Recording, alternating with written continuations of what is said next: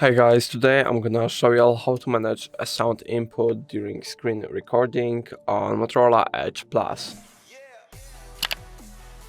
So you can really choose what type of input you would like to have in your recording, whether it's going to be a system or mic or both them or none.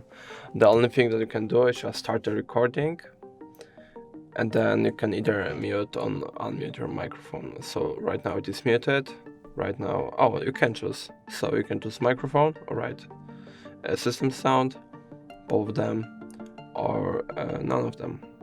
Okay, so you can actually choose, but you just have to start the recording before that. But you can just make a pause, select what you would like to record with, and then just turn it back on and then edit it.